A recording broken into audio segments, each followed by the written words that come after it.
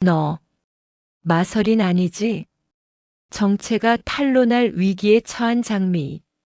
적인 줄 알았던 도우미 아주머니가 내미는 뜻밖의 손길. 그리고 마침내 손에 넣은 채화영을 파멸시킬 단 하나의 스모킹 건. 당신이 쌓아 올린 가짜 낙원, 내가 가장 처참하게 무너뜨려 줄게. 30년 가짜 인생의 종말, 그 서막이 열립니다. 본격적인 복수의 서막이 오르기 전 구독과 좋아요로 끝까지 함께 해주시길 부탁드립니다. 여러분의 응원이 장미의 복수에 큰 힘이 됩니다. 장미는 서린이가 숨겨놓은 증거부터 찾다가는 시간이 너무 오래 걸려서 안 되겠다는 판단을 내립니다. 일단 영상으로라도 할아버지한테 모든 걸 얘기하기 위해 할아버지의 서재로 향합니다. 하지만 장미가 문고리를 잡으려던 찰나 안에서 들려오는 소리에 가만히 대화를 듣습니다. 엄마 정숙희를 근본 없는 고아라 부르며 철저히 무시했다는 사실에 장미는 심장을 도려내는 듯한 고통을 느끼며 가슴이 갈기갈기 찢어집니다. 장미는 할아버지의 신뢰 뒤에 가려진 냉혹한 진실을 마주하고 차갑게 굳어버립니다. 장미는 할아버지의 서재 밖에서 소리 없이 물러납니다. 장미는 떨리는 목소리로 중얼거립니다. 채화영이 아빠를 뺏기 위해 어떤 짓을 하고 엄마를 저렇게 만들었다는 사실을 30년 동안 숨기고 어떤 악랄한 짓을 해서 지금 이 자리까지 온 건지 할아버지의 눈을 가려버려 사실을 알지 못하시지만 만약 사실을 알게 되신다면 분명 채화영을 가만두지 않으실 거야. 장미는 병원에 있는 서린이가 왜 그때 자기는 지킬 게 많다고 했는지 이제야 알 것 같다고 생각합니다.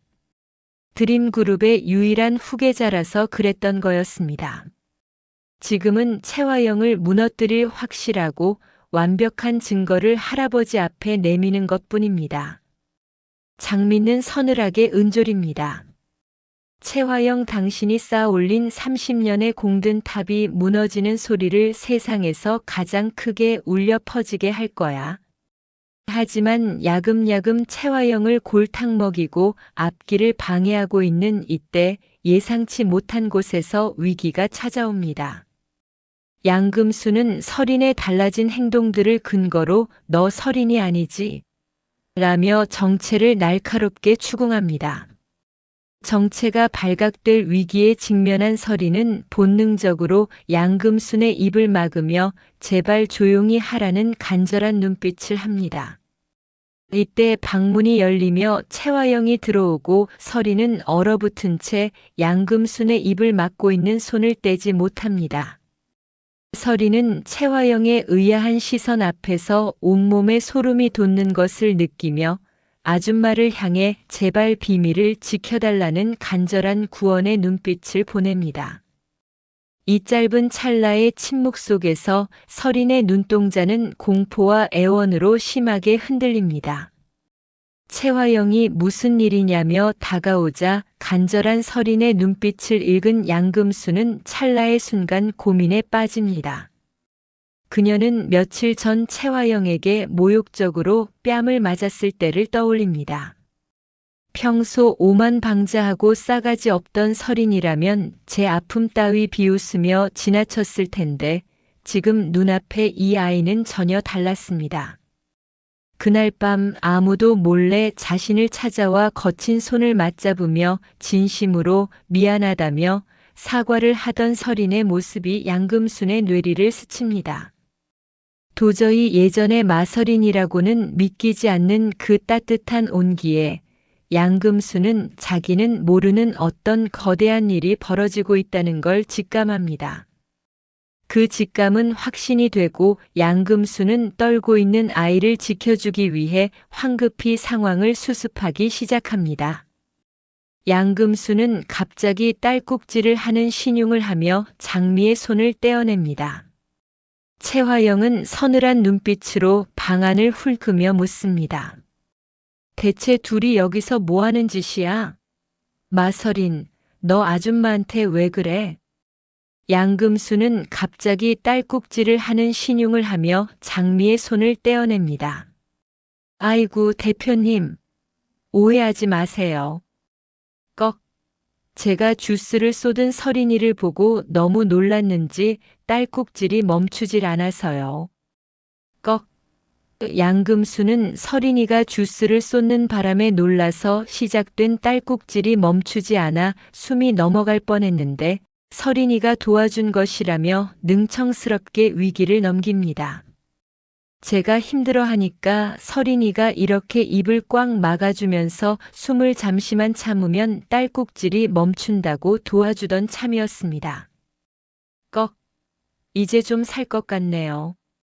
아줌마의 천연덕스러운 연기에도 채화영은 미심쩍은 표정을 지으며 쏘아붙입니다. 기억상실이라더니 별 희한한 처방법을 다 쓰네. 주스 좀 쏟은 거 가지고 왜 이렇게 호들갑이야. 채화영은 믿는 건지 아닌지 모를 표정으로 두 사람을 노려보다가 주스 좀 쏟은 거로 유난 떨지 말라며 혀를 차며 양금순을 내보냅니다. 아줌마는 어서 나가서 청소도구나 가지고 와요. 그리고 마서린, 너도 앞으론 이런 격식 없는 짓 하지 마. 교양 없이 이게 뭐야? 채화영의 차가운 명령에 서린은 숨을 돌리며 알았어. 아줌마가 힘들어하는데 그럼 어떡해? 라면알 선 목소리로 톡 쏘아붙이며 위기를 모면합니다. 서린은 양금순의 도움으로 가까스로 위기를 넘겼지만 채화영의 의심과 양금순의 의심 속에서 심장이 터질 것 같은 긴장감을 느낍니다. 서린은 채화영이 방을 나가자마자 주저앉아 거친 숨을 몰아쉬며 이제는 물러설 곳이 없음을 깨닫고 더욱 독하게 마음을 먹습니다. 조금만 더 버텨야 해. 저 여자의 가짜 낙원을 무너뜨릴 때까지 절대 들켜선 안 돼. 장미는 병원의 중태로 누워있는 서린을 생각하며 다시 한번 마음을 다잡으며 자신을 도와준 양금순을 보며 이 집에서 자신을 도울 유일한 사람이 누구인지 깨닫습니다. 며칠 뒤 장미는 양금순을 차에 태워 정숙희의 반찬 가게 앞으로 향합니다. 장미는 가게가 잘 보이는 골목에 차를 세우고 핸들을 쥔 손을 바들바들 떱니다.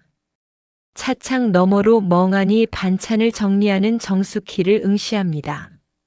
장미는 떨리는 목소리로 자신이 마서린의 쌍둥이 언니 오장미라는 사실과 채화영이 30년 전 저지른 납치와 살인의 전말을 고백합니다. 아줌마, 저 사실 서린이가 아니에요. 서린이 쌍둥이 언니 오장미예요. 채화영, 그 여자가 우리 가족에게 무슨 짓을 했는지, 30년 전 서린이를 어떻게 훔쳐갔는지, 그리고 제 아빠 오복길 씨를 어떻게 잔인하게 죽였는지 그 끔찍한 사실을 전부 알아버렸어요. 장미는 눈물을 삼키며 그날의 잔인한 진실을 이어갑니다. 서린이도 우연히 저인 줄 알고 아는 척하던 제 엄마와 아빠를 만난 뒤로 이상한 점이 많아 채화영의 뒷조사를 하다가 자기가 쌍둥이라는 사실을 먼저 알고 저를 찾아냈어요. 그리고 도저히 30년 동안 저를 키워준 엄마를 제 손으로는 신고하지 못한다고 하면서 하루만 바꿔 살아보기로 했어요. 그리고 만나서 다시 각자의 자리로 돌아가기로 한 날 채화영이 저를 죽이려고 트럭으로 사고를 냈는데 제 옷을 입고 있던 서린이는 지금 병원에 의식이 없이 누워있고 저는 서린인 척 이 집으로 온 거예요. 피가 맺히도록 입술을 깨물며 장미는 겁에 질린 눈으로 양금순을 바라보며 간절하게 매달립니다. 아줌마, 이 사실을 채화영이 알면 저는 쥐도 새도 모르게 죽을 수 있어요. 채화영에게 복수를 할 수 있도록 제발 저를 도와주세요. 양금순은 믿기지 않는다는 듯 입을 틀어막고 어떻게 사람이 그런 끔찍한 짓을 저지르고도 태연하게 살아갈 수 있냐며 부들부들 떨며 조수석 시트에 힘없이 몸을 기댔습니다. 금수는 차창 밖에 정숙희와 장미를 번갈아 보며 금수만도 못한 채화영에게 복수하기 위해 설인으로 지내는 장미를 돕기로 합니다. 그렇게 두 사람의 위태로운 공조가 시작되던 날, 복수의 불씨는 생각지도 못한 곳에서 타오릅니다. 장미는 마서린의 화장대 위에서 유독 화려했던 보석 박힌 립스틱이 사라진 것을 발견하고 미간을 찌푸립니다. 이때 방을 청소하던 양금순이 다가와 오늘 오전 염산월의 방 화장대 위에서 똑같은 립스틱을 보았다고 조심스럽게 귀띔합니다. 장미는 기가 차다는 듯 헛웃음을 터뜨리며 후처 자리를 꿰차고도 남의 물건에 손을 대는 염산월을 가만두지 않겠다는 듯 곧장 그녀의 방으로 향합니다. 장미는 노크도 없이 염산월의 방문을 열고 들어갑니다. 화장대에 앉아 립스틱의 보석을 감상하던 염산월은 소스라치게 놀라며 물건을 뒤로 숨기려 합니다. 장미는 염산월의 앞으로 다가서서 서늘하고 고압적인 목소리로 쏘아붙입니다. 지금 내 방에서 훔쳐온 거 가지고 여기서 뭐 하시는 거예요? 아줌마가 내 물건에 함부로 손대지 말라고 내가 몇 번이나 말해. 좋은 말로 할 때 당장 내놓으세요. 아니면 지금 당장 할아버지한테 가서 아줌마 손버릇에 대해 다 말씀드릴까요? 장미의 서슬 퍼런 기세에 질린 염산월은 입술을 파르르 떨며 화장대 위에 립스틱을 내려놓습니다. 염산월은 립스틱 케이스의 보석이 너무 예뻐서 탐이 났고 그 안의 색깔도 분명 고급스럽고 예쁠 것이라 기대하며 가져왔지만 차마 열어보지도 못한 상태였습니다. 장미는 립스틱을 거칠게 낚아채듯 챙겨 자신의 방으로 돌아옵니다. 자신의 방으로 돌아온 장미는 염산월이 발라보려고 했던 립스틱의 색깔이 대체 뭔지 확인하기 위해 뚜껑을 잡아당깁니다. 그런데 부드럽게 열려야 할 뚜껑이 뻑뻑하게 걸리더니 본체 대신 차가운 금속 단자가 툭 튀어나옵니다. 장미는 눈을 크게 뜨고 그것을 살피다 이것이 서린이가 말한 증거인 보석 립스틱으로 위장된 USB라는 사실을 깨닫고 전율합니다. 문을 잠근 장미는 떨리는 손으로 노트북에 USB를 연결합니다. 잠시 후 스피커 너머로 채화영이 이강혁에게 말하는 음성이 방 안을 가득 채웁니다. 혀가 오복기를 죽였으니 이제 오장미만 없애면 된다. 오장미만 사라지면 우리 앞길을 막을 건 아무것도 없어. 자신의 아빠 오복기를 죽였다는 자백과 자신마저 죽이려 공모하는 두 사람의 잔인한 육성에 장미는 온몸의 피가 거꾸로 솟는 분노를 느낍니다. 그리고 또 한 가지 강남봉 교수와 한영자 변호사의 아들인 줄만 알았던 강준호 총괄 본부장이 채화영의 숨겨진 아들이라는 놀라운 사실을 알아냅니다. 노트북 스피커에서는 채화영이 이강혁에게 내리는 은밀한 지시들이 끊임없이 흘러나옵니다. 이미 회사에는 강본이 서린과 결혼할 거라는 소문을 조직적으로 퍼뜨리라고 이강혁에게 시켜 판을 짜놓은 상태였습니다. 채화영은 드림그룹의 후계 구도를 완벽하게 굳히기 위해 두 사람의 결혼을 기정사실화하여 여론을 조작하라고 명령하며 이강혁을 다그칩니다. 파일을 넘길수록 드러나는 진실은 더욱 추악합니다. 장미는 제 손으로 훔쳐온 아이를 친아들과 결혼시켜 그룹을 통째로 강준호에게 넘기려는 채화영의 비틀린 계획에 장미는 소름이 끼쳤습니다. 자신의 욕망을 위해 타인의 인생을 송두리째 훔친 것도 모자라 이제는 그 아이를 도구 삼아 제 아들에게 부와 권력을 안겨주려는 채화영의 끝없는 탐욕에 장미는 말로는 표현할 수 없는 지독한 혐오감을 느낍니다. 장미는 혼란스러운 마음을 추스르며 생각에 잠깁니다. 과연 강본은 이 사실을 알고 있는지 궁금했습니다. 평소 정직하고 올곧은 줄로만 알았던 강준호가 이 모든 추악한 음모의 조력자인지 아니면 그 역시 채화영이 짜놓은 철저한 각본 속에 움직이는 가련한 꼭두각시일 뿐인지 확인해야만 했습니다. 장미는 립스틱 USB를 손에 꽉 쥐고 있는 장미의 눈동자에는 복수의 불꽃이 서늘하게 일렁이고 입가에는 싸늘한 미소가 번집니다. 장미는 서린이 유일하게 사랑했던 남자마저 복수의 판 위에 올려놓아야 하는 비극적인 운명을 받아들이며 낮게 의졸입니다. 채화영, 당신이 가장 소중하게 여기는 그 아들이 당신의 가장 치명적인 칼날이 되어 당신을 어떻게 난도질하는지 잘 지켜봐. 내가 그렇게 만들어줄게.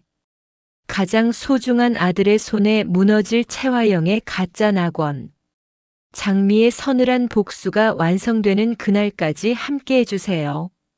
과연 장미는 이 지옥 같은 연극을 어떻게 끝낼까요? 오늘도 저희 이야기를 끝까지 함께 시청해 주셔서 진심으로 감사합니다. 영상이 흥미로우셨다면 구독과 좋아요 부탁드립니다. 여러분의 소중한 응원이 다음 에피소드를 만드는데 정말 큰 힘이 됩니다. 지금까지 연속극장이었습니다. 감사합니다.